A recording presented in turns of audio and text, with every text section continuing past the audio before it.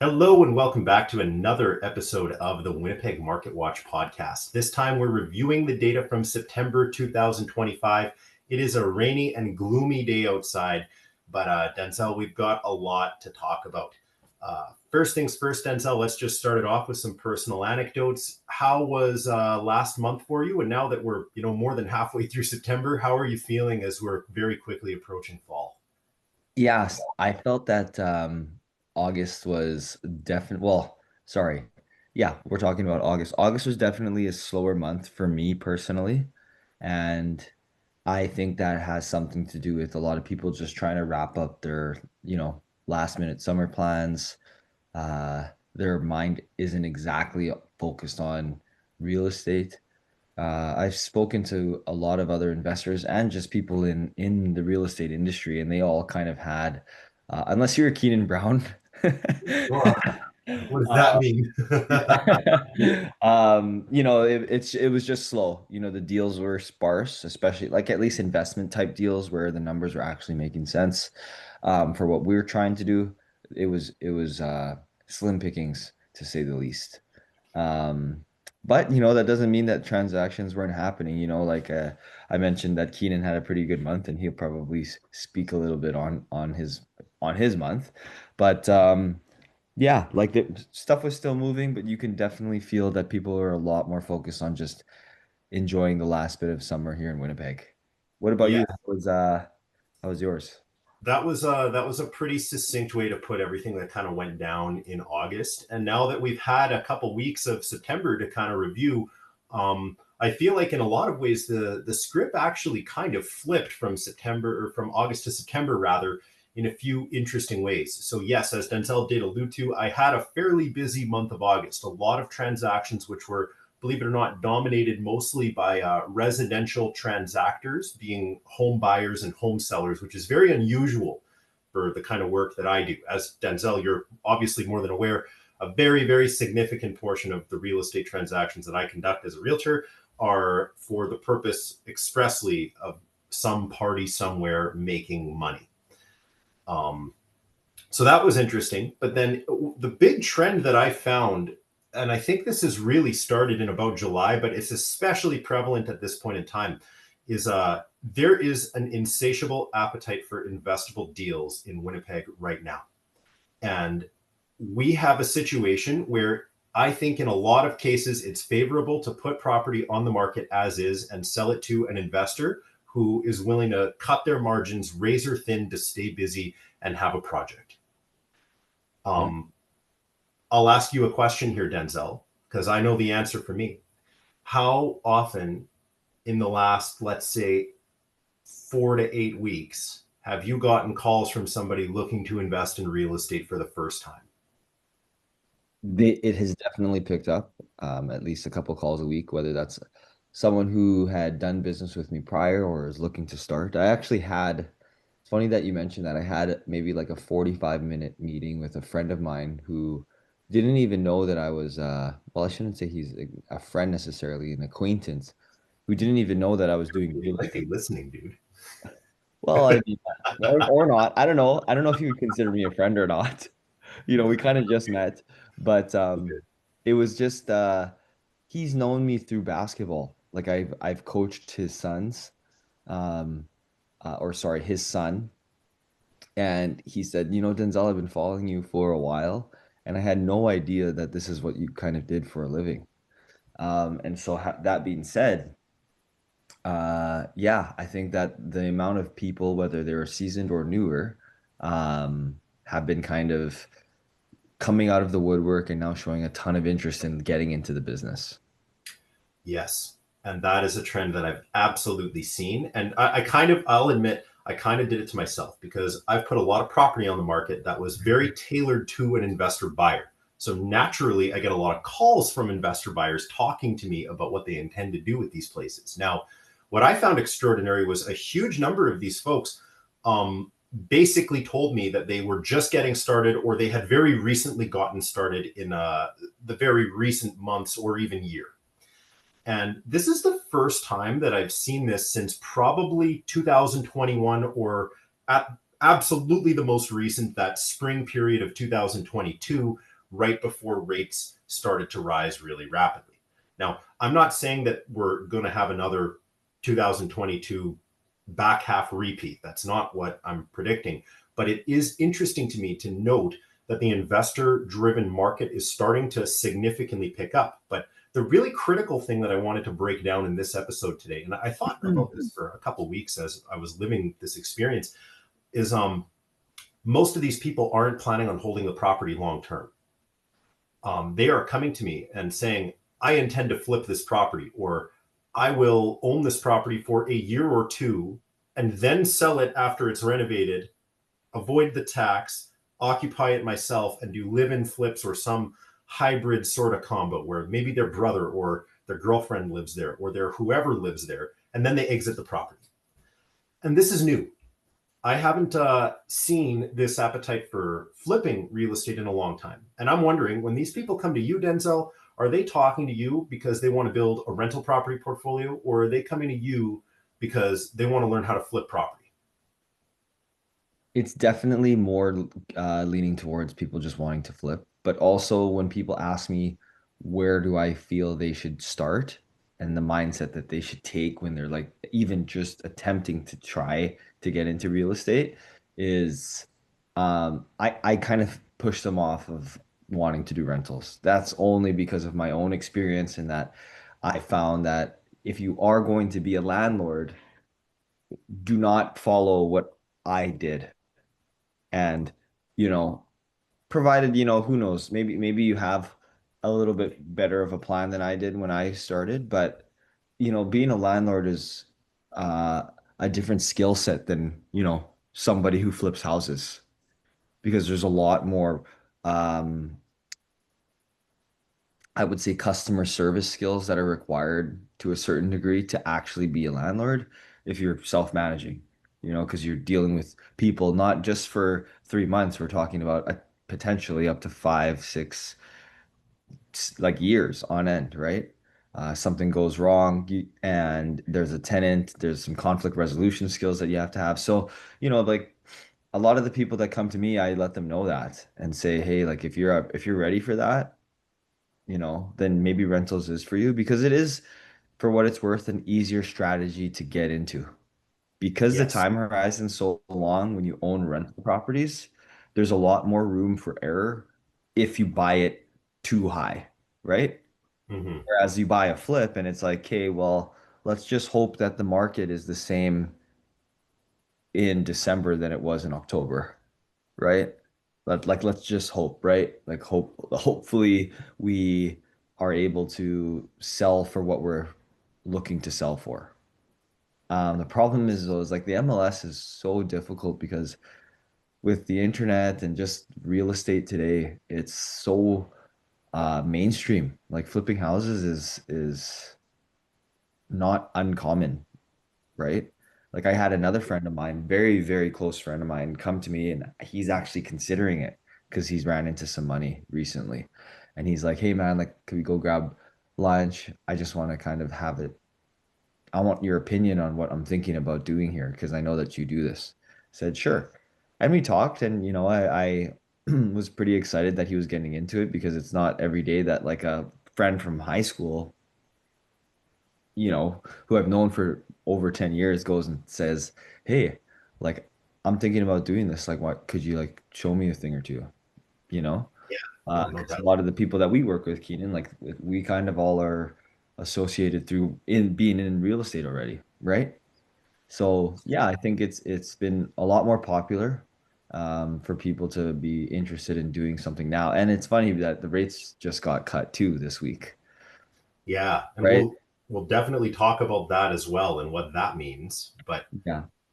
interesting that that's happening to you as well, because I know we talk off camera about this sort of stuff all the time, but just it's I think it's important for the people who regularly listen to this to know that the investment scene is rising. And I wanted to frame this entire market update with this as sort of the prelude to the whole thing, to keep some of the data that I'm going to go through with you guys in mind.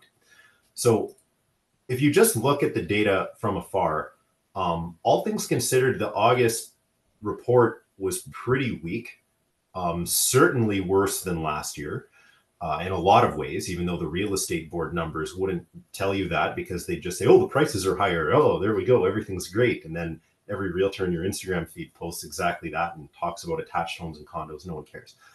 Anyway, the big thing that concerned me here is not just the month over month price drop, but we had significantly fewer sales, 15% less this August. And as we talked about on this podcast before, liquidity for investors is kind of everything. It's the whole game. Okay. Now, it's not all doom and gloom. Like this month wasn't god awful. Like we've had some bad months in the past, especially in the later part of 2022. But when I look at what's going on here, when I see sales slowing, prices dropping this dramatically this early, my first question that I've been thinking about basically since the data came out is why? And the only logical thing that I can think of that would impact the benchmark as significantly as this, whilst at the same time, just so we're all aware and it's abundantly clear, having an average price rise. That's rare. We had a huge benchmark price decline and average sale price go up for detached homes. Why would that happen? The answer is the top end stuff is the stuff that's falling. The high price products, the ARV stuff, isn't being picked up as quickly. It's the affordable investment grade real estate that is being bought at a high clip, very consistently, excellent absorption. And that seems to be the only thing that people really want right now, home buyers included. They are not looking for turnkey, they're looking for lift. And I think that the whole conversation that we just had, I want you guys to think about the nature of investment real estate and the psychology of the average person when it comes to what they're buying. It's not 2014 anymore where it's just how cool can you get your house to look and nobody cares what you pay. These are assets now. We are financialized now. This isn't just shelter. What do you think about that, Denzel? Do you think that that's a reasonable take? Do you think I'm spot on here, or do you think I've got it a little wrong? No, I think you're absolutely right. It's also the time, like, first of all, you've kind of been saying this for I feel like a while, where the people out there are actually more interested in fixer-uppers, I guess you can say, places that are outdated, and need cosmetic renovations. Dealing with clients every day, they're looking for some way for them to add value, right? They're not necessarily super uh, into like the fully completed houses. Now, um, I would say that, you know, as someone who's buying a lot year round, a lot of those deals are actually bought right now in and around like this time. Mm-hmm. I've probably purchased with partners.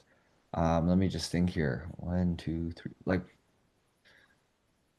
four, four houses and counting this month with partners. And so the reason why I'm looking to stack inventory at the moment is because I know that we need to make sure that we have something to sell, whether that's in December, January, or February, right? So there's a lot of people who are thinking of like, well, we need to get something for the winter time. For at least the people that look at it more than just a side hustle, but even those that are just looking at it as like a, first time buy. If August showed signs of a higher supply compared to previous years with a lower absorption rate, like overall, well, that's actually kind of good because for the people looking now, there's actually stuff to pick from, It's right? true. No, it's Um, 100% true. for buyers, because real estate's interesting in that sense that it's like, flipping houses is a lot like day trading, but with real estate, right? To a certain degree. Um, and so there's times and moments during the year where it's like the market does this little dip, and that's kind of like your entry point, right? That's where you want to get in. And then hopefully by the time like we're in September now, if you take 4 or 5 months to do a flip, February isn't a terrible time to list a house, right? So I just think, yeah, I think you're spot on with what you're saying, and I fully agree with it. Excellent. I'm glad we're mostly on the same page there. So Just let's talk a little bit about a couple recent projects. Like I'm not going to name the addresses, but I know you know the ones that I'm thinking of where, the particular investor who owned these turnkey properties had somewhat of a hard time getting people in, or if we did get people in and we did get multiple offers, it was often the case where um, it was like pulling teeth to generate the multiple offers situation. It wasn't a kick your feet up and watch them pour in and watch the emails go ding, ding, ding. It was grind the phone and pound the table and make people write. Yeah. And that, from the agent perspective, when I'm trying to chase buyer agents to write, I know it's not going to be as much of a blowout as if buyer agents are chasing me and pleading with me to get the deal. Yes. You know what I mean? Yeah. Makes it a little bit complicated. So something to keep in mind. Now, from a macroeconomic perspective, and neither of us are economists, by the way, let me make that abundantly clear. Like, we are literally a dude and a realtor who is also a dude. Um, just Good, talking about good. That's really property. good. Okay. Glad you're a dude. Yeah. But here's what everybody seems to be talking about, at least in the last 2 weeks or so, when it comes to the financial markets. We've got the US indices basically at the all-time high, if not at the all-time high. We've got gold at an all-time high. We've got most of the cryptos at or approaching an all-time high. Everything is super expensive. But then the big cities in Canada have their real estate going down the toilet. Yeah. Interest rates are falling. So bonds and GICs are, maybe not quite as appealing as they once were. And there's some people questioning the safety of the bond market, which would have been anathema 20 years ago. Funny enough, it would have actually largely been a disaster, but that's another thing. Anyway, we're in a situation now where I think a lot of people are wondering, like, hey, we have all these gains. Like, we've got all this capital sloshing around. We've got a whole bunch of profits that could be realized. We've got a bunch of opportunities to reallocate or rebalance or redistribute. What do we do? And I'm wondering, not that Winnipeg is like a huge financial epicenter or anything like that, but do you think that some of the interest in real estate investment might be because those who were afraid of property during the down period, especially after the 2022 crash, put their money in other assets that have now risen dramatically and are looking to diversify? Or do you think that it's just a cultural thing where people are feeling like, rates are low, so therefore I buy? What's your opinion on that, Denzel? Yeah, I think people that are getting into whatever it is that you're investing in right now, a lot of those avenues, whether that's crypto, stocks, real estate, um, exclusive of like the bigger cities, looks really sexy to get into right now. Kind of reminds me of, 2021, 2022 when we were at this moment in, I guess the financial markets where everything was kind of booming, right? And Mm-hmm. it's really hard to see, especially if that's like your first impression of a market and all you see is green. You're like, wow, this is incredible. Like if I just got into this right now, like this is going to be it, like this is it. This is the best time to join, right? The up forever The mentality. up forever mentality, because I was a part of that. I've been through that. And I think that it's uh I'm not surprised to see it, right? The fact that people are coming to me um looking to get started in real estate who have, I'm not going to say no business being in the business, but who have never showed any interest leading up to today in my life, asking to learn now, says something about where the market currently is in terms of like perhaps the sentiment in Mm-hmm. general, right? Because I could remember in 2023, no one wanted to touch real estate with a 10-foot pole, right? Interest Yeah. rates are crashing, like things are sitting on the market, there's deals everywhere. Like I remember that, right? And I just think of this and it's like if if people are looking to get into real estate or stocks or now, I suppose now would be a good time, but kind of proceed with caution because we never know like when the market will shift dramatically because there is going to be a time where it's going to happen, right? And it's a little bit slower to move with real estate. Um, but everything else, like it could happen at the drop of a hat, right?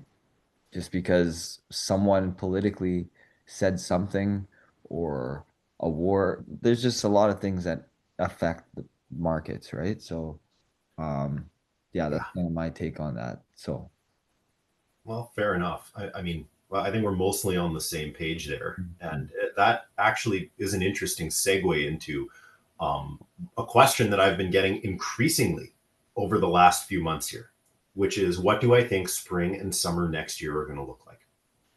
The amount of, I might do it to myself because I do post public predictions, as you guys all know. And I know you're not supposed to do that, but like, I do feel like you got to take a chance and you got to take a stance. If you're the guy that's like, oh, well, I think generally this is going to happen, but put no Yeah. specifics to it, then like you're just useless. Like, I don't know what to say. Like, take a stand on something. And like, if you're wrong, that's okay. Just say, I was wrong and here's why. This is what actually happened. Now I know for next time, not claim to be Nostradamus. But anyway, question I've been consistently getting by especially investors who have, let's say, a project that will be done at an interesting time, like mid December or early January. The question is often, should I hang on to the thing and list when it's busier? Or when should I launch? Or if I'm done December 1st, do I go December 1st? I want to break down with you today, Denzel, a little bit about where your mind is at in terms of what we're going to see next year, especially considering we just had a rare dual announcement with the US Federal Reserve. They had their FOMC meeting and the Bank of Canada had their rate announcement on the same day. They both cut rates by a quarter point. Now, mind you, the US Federal Reserve rate is still significantly higher than the Bank of Canada's. Bank of Canada has been cutting for at least a year, possibly give or take a year or so. I could look it up. Again, can't be asked. My keyboard's too loud. It'll wreck the podcast.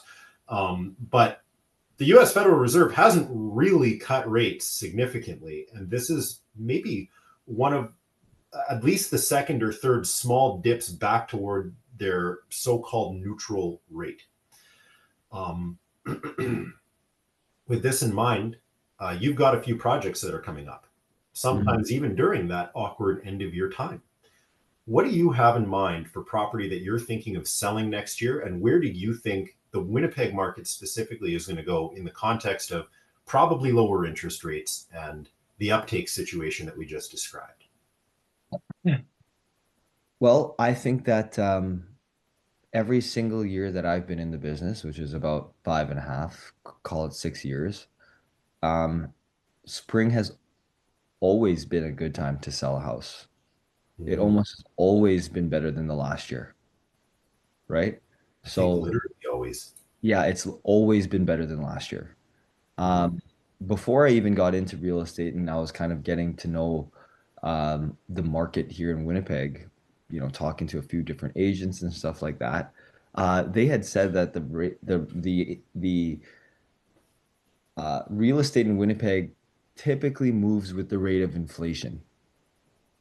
I don't know if that's a general saying, is it? Like a well, just that used to be more or less true. Like I could right. pull up a So chart for the historic benchmark, and we generally would hit 4 to 5% up and 3% down, like one to two if percent we down. went back like 10 to 12 years, I'm sure we would see like if I remember seeing a chart of Winnipeg real estate and it's honestly just like it looks like you could draw like a perfect line or a curve of like prices increasing or a perfect line from zero all the way, you know, uh Mhm. it's increasing steadily year over year. Like it's been well known that Winnipeg isn't the kind of market that has like the booms and busts of these other big cities because we're big enough where people can move here and,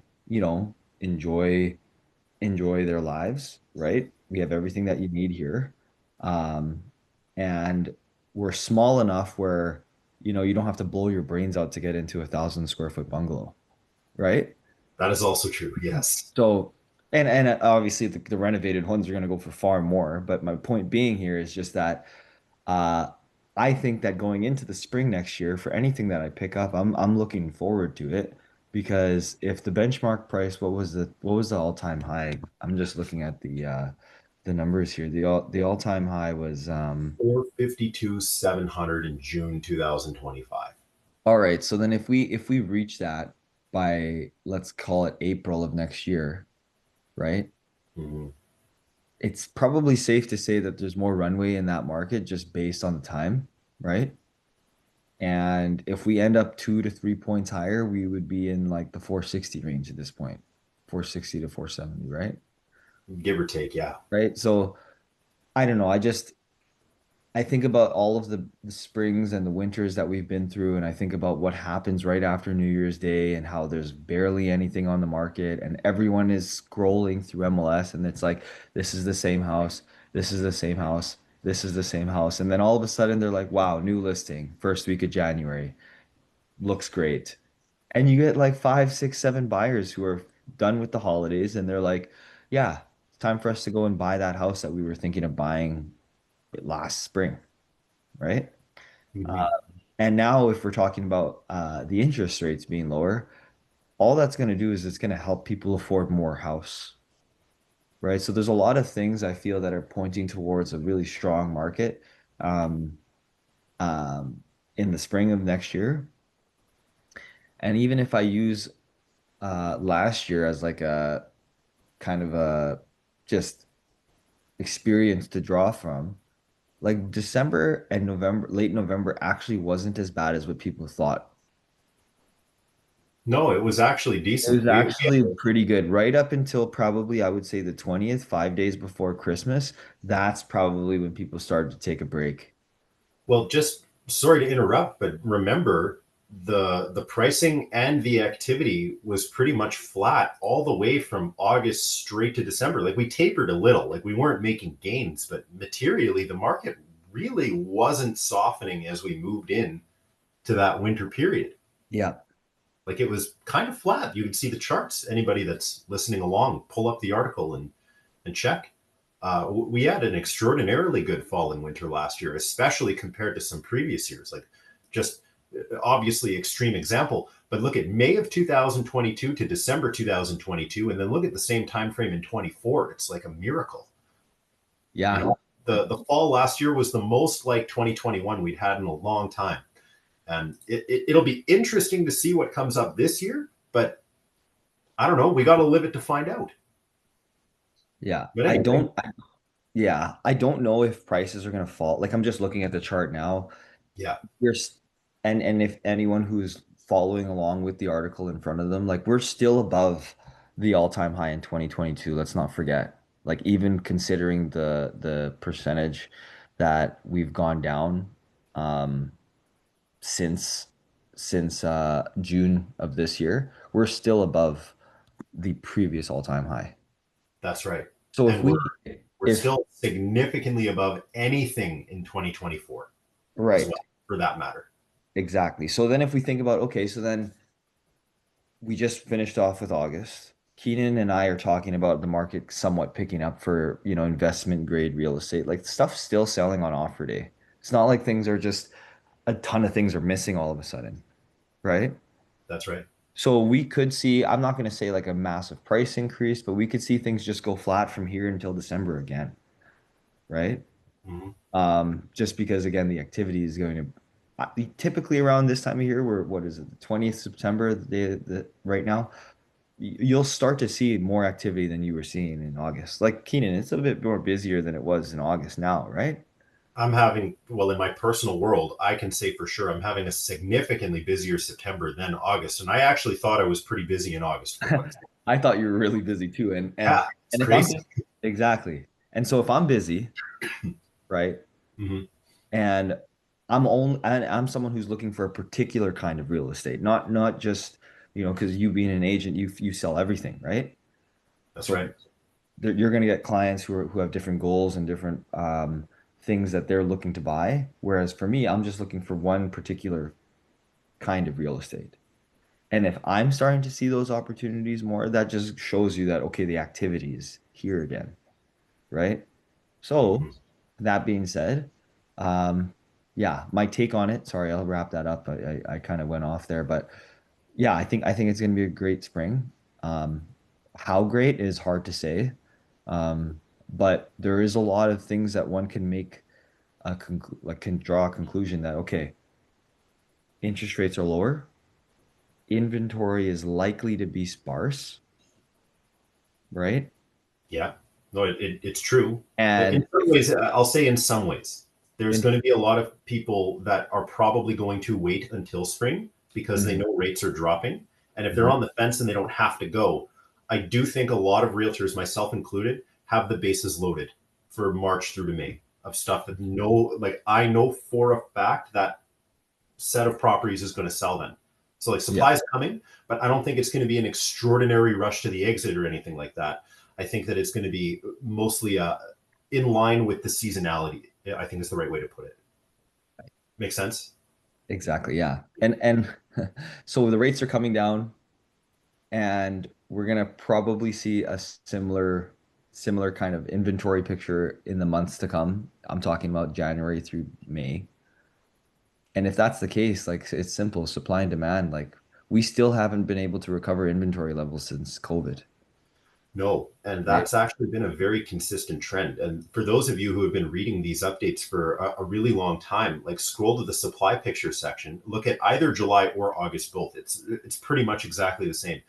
Have a quick look here at just the active listing numbers, and you can see very clearly that besides 2021, there is consistently at least a 12 to 15, if not a 20% reduction in the amount of properties that are actually available to buy at any given time. But the current listings, which is a reflection of listings that have only been on the market in the current month and no others, um, is pretty much spot on, meaning there's no real net, you know, rush to list. Like there's no excess of listings or anything like that. Stuff is selling at the normal clip. People aren't running to the exit. It's just there's way less available. Yeah, this is so interesting just looking at the supply picture. You look at yeah, if we look at 2023, what the active listings were in July, we had 2,200 listings available. And in 2025 July, we have 1,700 listings. Yeah, Like that's another 500 houses, you know? So, literally. and then even in you look at August, like we're closer to inventory levels in 2021 compared now than we were in sorry, our levels that we had in August are far closer than what we had in 2021, which was like a very, very hot market, Hmm. right? That was possibly the hottest. And Yeah. if you actually look at the dollar volume, like again, keep in mind there's 970 sales in 2025, which is low compared to Mhm. previous years. That's not necessarily a red flag because like we're talking, there was 997 in 22, 1,008 in 23, and 1,025 in 24. Like, don't start like waving the flags yet or anything, but compared to almost 1150 in 2021 is starting to become significant. That's 15% less. But Mhm. dollar volume, pretty much identical. Yeah. 437 in 25 versus 430 in 21, despite the benchmark being up, what, 15%? Yeah. Yeah, that adds up literally because of the reduction, but still, it's crazy. And I think a lot of people, like most home buyers and most realtors who don't work with investors, probably wouldn't look at that or care. Yep. You know what I mean? Like it's not significant. But as the people that are trading the market, I do think this is the kind of thing you should be considering when when you have a market that is consistently going in the direction that fewer properties are available to buy. You do have more control as a seller going into late season. The only factor is if there's commensurately fewer buyers, which I don't believe there is, by the way. That's when problems can happen. But at the same time, I am still meeting a lot of buyers day in and day out. Yeah. And as long as somebody, makes the decision that they're going to purchase property, everything's okay. And we've got a really good setup. Sorry, I'm getting a little sick. My voice is a little croaky lately. I might just be talking on the phone too much too. But yeah, long story short, we need the buyers, and they are here. There's other markets that would be screaming and pleading to have the buyer activity that we have, like Toronto, for example, which I don't. Do you mind if I talk about Toronto, Denzel? I know that that's not really what we do here, but I just want to Yeah, like go throw ahead. something in. Okay, for the first time, I think since probably 2022 or maybe ever, it has become a mainstream news item that the greater Toronto area and greater Vancouver area real estate markets are in shambles, particularly the condo situation and the assignment market in both of those metropolitan zones. I've had not a lot, but some people in Winnipeg ask me how I feel about their situation. Keeping in mind, for those of you who are unaware, some of these buildings are now in 30 or 40% from 2022. A lot of them were pre-construction and they need to be sold on assignment, meaning somebody is paying you to take title on their behalf, like a reverse wholesale, pretty much. Wow. Which that's literally the situation. I've had several, and if you're out there listening, send me a message because, like, I've had this conversation with a few of you guys now. People have asked me, Keenan, do you think it is a good time for me to be picking up some of these discounted properties where the seller's walking away from a $200,000 or $300,000 deposit and then I close and take title as an investment? Not because I'm going to go live in it and enjoy it, but as an investment, should I do that? Let me make this abundantly clear. Hell no. Don't do it. There is further to fall. And a quarter point of interest rate cuts is not going to stop this. So please, if you guys have been paying any attention to the situation out there, it's not the time yet. There is still a lot of pain to be suffered. There's a lot of projects still coming to completion right now. There's a lot of lawsuits. Builders who were holding inventory in hopes that it would go up are offloading that again at 30, 40% less than they were in 22. I would not be buying these right now. I think the rebound is still far away. And when the uptick comes back, there's not enough to be made off of these things.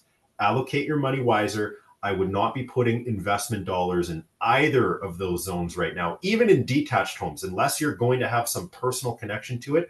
Do not buy it as an investment. Concentrate your money in either other assets entirely or more healthy markets. Namely, like, obviously, I'm a pretty big proponent of Winnipeg. I know I have bias there, but the city, pretty objectively and numerically, is significantly more attractive from a perspective of returns and even capital allocation. If you've got a lot of money that you need to invest, I strongly encourage you to reach out to me, and we can definitely help you turn that money into much more money with our property that we've got here. But with that being said, please just do not engage in that kind of purchasing assignments at great losses market. It's not likely to end well for you. That's my official take on that. Any I comment? just wish I had enough money to even get into that market, man. Jeez. A lot of the people that were getting smoked, they had their 10% deposit, so they'd go and they'd buy the thing for 800, 900 or $1 million, and they'd come up with 10%, which often was all their money or very close to it, with the expectation that they'd assign it and make their entire deposit back and then some, like a doubling of the money, but they had to wait 2 or 3 years for somebody to close. And leverage works both ways. They effectively did a 10x leverage bet, and now they need to find 200K, 300K to come to the closing table and let somebody else own it. And the funny thing, especially, is a lot of these people probably couldn't have qualified even at the low rates back then. It was a hopeless endeavor. They had to assign it, and they knew it.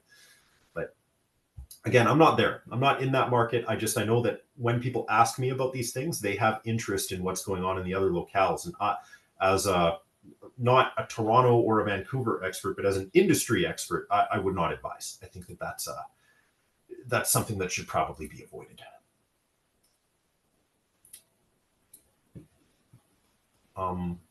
Just looking here through the notes for this episode, Denzel. Only other thing that I really had to talk to you about was a pricing strategy for some of the stuff that you have coming up before the end of the year. when it comes to the flip projects that you've got for the next little while, how are you thinking about advertising these from a pricing perspective? Are you of the mind where you want to be asking for a really high amount and letting it sit throughout the fall?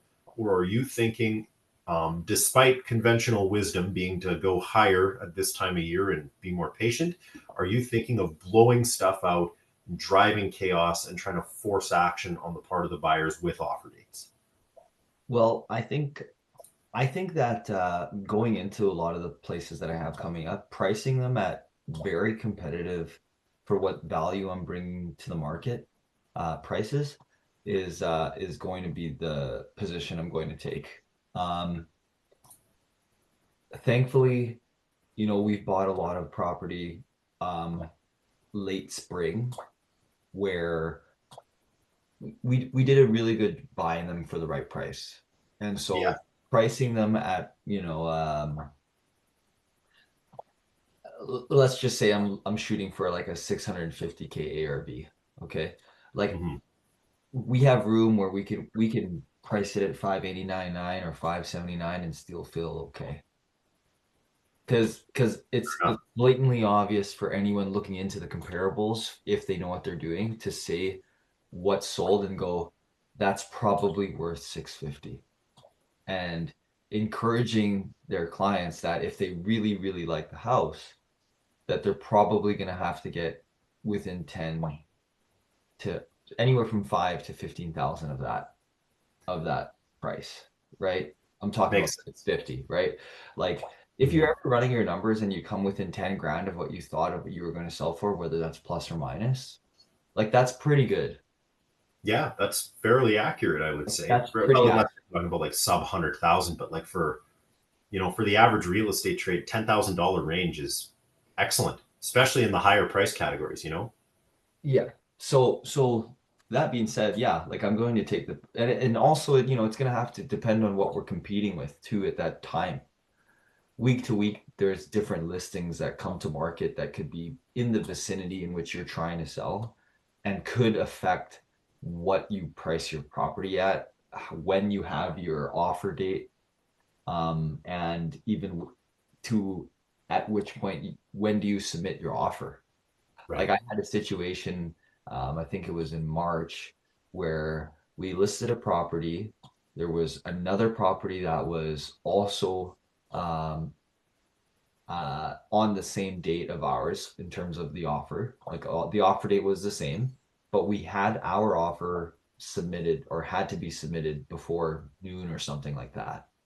And what happened there was the people that really wanted the house showed up, right? And we got a really good outcome there. So yeah, I'm probably going to be wanting to list my properties at, I'm not going to call it a blowout, but definitely a price that makes sense. And I'm not going to shoot for the ARV right off the hop. Like I'm going to try to get carried up there, if anything.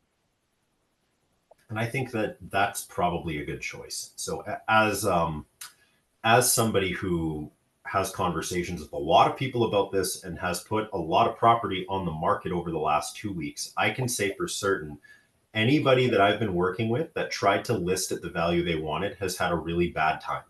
It's Yeah. always gone wrong for at least the last 6 weeks. I can't think of actually a single case where it's gone well. Yeah. That being I said, actually, oh, oh, what's that? Go ahead. um, I actually read something. It was just on my Instagram. It was another agent, and she had posted something, saying that pricing your house below of what you think you're going to sell it for actually isn't a sign of you shortchanging yourself.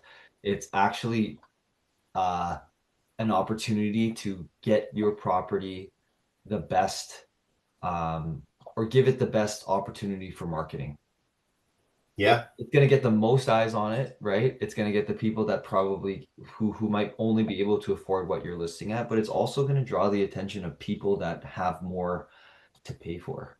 Like who have a pre-approval that's perhaps, 50, $60,000 more than what they're able to afford. And those are the people who you want looking at your house. Because, I mean, a lot of people that I talk to when they're talking about their pre-approval, not a lot of people are like, I'm going to max this out. I want to spend every single dollar I have for my pre-approval on a house. Like most people are, especially Winnipeggers, like we're known to be more frugal and cheap, right? If you have a Yes, $650,000 pre-approval, like you're not going to like, at least the people that I've spoken with, they're not going to go out there and be like, yeah, I want to spend my whole pre-approval on this house. Let's just let's just let's just do that right now. Right? Most yeah, people are like, let's if you afford 650, they're like, let's go look at that 549 listing and they see do. if we can, if there's any lift here. Can we get a deal? The amount of times this year I've met with people who have basically told me my pre-approval 600 or 500 or 650 or pick the high number, but we're only spending four. And then they actually end up spending 450, 475, 500. Yeah. Um, like extraordinary. And I'm not exactly a home buyer heavy kind of guy. Like I obviously work with home buyers. Like I think it's really important to work with home buyers, and it's fun. I get to go and see the more turnkey stuff and kind of get a feel for how the market is and look at the cards on the table and who's showing it, who's active, who's shown this house twice, and who's been to multiple properties, who's got the same showing schedule as us. I find it fun. It's intellectually interesting to me. But um, I think almost every single time the people that set those arbitrary lines in the sand for themselves, they quickly realize what they could actually buy for the amount of money that they set for their own budget, and they're quickly disappointed. Yeah. And not to mention, sorry, I'm just gonna uh piggyback off that a little bit, but Yeah, if someone who can afford 650 buy the house for 475 and we're just talking about the cost of the money, that's a great deal for someone. If it might look like they might have overpaid like to everybody else, but let's not forget that the people buying these houses aren't necessarily all investor savvy and thinking of it that way. no, Like people are looking at it and they're like, well, yeah, like we why don't we just buy this house? Like we know that we can afford the mortgage. Like this is gonna be easy for us to pay for this mortgage, right? So, yeah, just I think oftentimes investors just get so caught up with oh, like no one's gonna buy that, but like there's a lot of people out there still looking, right?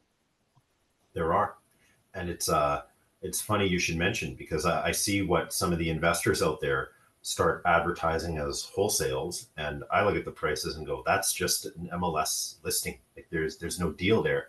And then these same people criticize properties that they might have had a chance at, and then it goes to market and sells for still more. And what do you do with that? Well, it's the MLS is sometimes just the best wholesale list there is. I don't know what to say. Like there's always a buyer for stuff, and as long as you market it correctly, somebody's going to take it. And like I'd like to actually talk about the side by side properties in 4C that we sold this past week. Not you and I specifically, Denzel, but myself as the realtor on these. They were investment properties that expired on the market because we listed them with tenants. There was a complicated leasing situation. We priced the properties at what we thought was a fair number for the both of them, and got basically no activity. Okay, like literally nobody would bite. And we're not talking about like crazy numbers. We're talking about like pretty stomachable prices. Okay, after 60 days and the listings expired, we put them back on market at what I would consider to be a blowout price for each of them, just for the strict purpose that they needed to be sold. Like it was to the point where it's like, hey, we're moving on. We're done here. Both of them sold unconditional at a price that I thought was still fair on the offer night, minimal challenging terms, no dramatic asks, nothing. And I think that that's one of the underrated things about pricing low is not only do you often arrive at the conclusion faster, but you also get far more favorable terms. And people discount the value of not having to slog through a condition period for a week plus for little or sometimes even no reason. And Yeah. to me, as a realtor, I appreciate that. But as a hypothetical seller too, I got to look at that and go, hey, yeah, that actually does make more sense. Like, not having my building inspected and people finding 5, 10, 15 grand of damage is appealing to me. Or, not having someone tie up my house for a week and then fail financing is appealing to me. You know what I mean? Right. All of these things are benefits. So I think that's under discussed. And people talk a lot about, well, what's it worth? What's it worth? But we don't talk about liquidity and we don't talk about hassle enough when it comes to these things. And that's, in my opinion, the real value of the low offer date price strategy. And too many realtors, in my opinion, don't make that obvious to their client in the language that they use. And the truth be told, I think that, seasonally, a lot of people advise to go higher, like get closer to where you want to be at this time. I'm almost at this point in the year of the mind that that's just wrong. It's proven time and time again to me that that's a recipe to have a bad time. But We have anyway, a special guest about to join us. oh, do we? Yeah, she looks. Hi, Savia. Sorry. No, no, no, all good. Aw, there she is. Denzel's daughter joining us on the podcast for just a second here. Yeah. We're almost at the hour mark here, folks. I don't know if you guys who have been regularly listening have noticed, but we're trying to keep these a little shorter and less rambly. Denzel, anything you wanted to close us off with here, or any final ideas you'd like to discuss? Um, just on the topic of pricing strategy as we enter the fall, guys, I think that obviously everything is going to depend on your goals and your appetite for risk. I think there is maybe some people who may be more hesitant to list low if they're in a situation where they need a specific number to get out of something, if that's what's going on. But Mhm. you said something really, really important there, and that was it allows you to reach your conclusion faster Yes. because I do think that there's a price where if you price it too low, you could potentially be leaving some on the table. So finding that sweet spot is really important. Um, but at the end of the day, when you go to list your property, there's a certain amount of buyers out there who are looking for something like that, and the market will tell you exactly what it's worth. Um, it, it's As it hard, does. it's hard to predict, right? There's certain amounts. Obviously, you could be like, okay, well, of course it's going to be worth more than that, right? But to get those really high spring-like sales, don't count on it in fall. It's just not very common, um, unless you're in an area like St. Vital where it's just super hot, or Windsor Park, or some of these areas where the demand for the benchmark home is extremely high. A friend of mine recently bought a bungalow in Windsor Park. I know that there's probably more than 5 to 6 people that probably want that house as a house to Oh live in, yeah, right? Like 100%. easily, like I can see the offer, I can see it already, like 399, 389. That house is gonna fly off the shelf. Yes. No, it's Right. undoubtable. You know. So it depends on what you're selling, obviously, but just don't expect blowouts right now. Be smart and yeah. Be smart. That's the message today. Easier said than done, but yeah. Exactly. Easier said than done. So if you would like to be more smart, make sure you subscribe.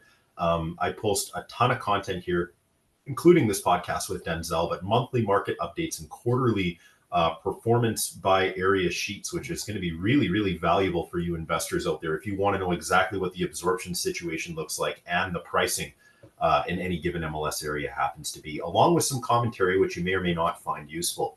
So if you guys are looking to make a trade in real estate, give me a call, send me a DM. I'd be happy to help you out. And until next time, enjoy this rest of September, and we will see you guys in October.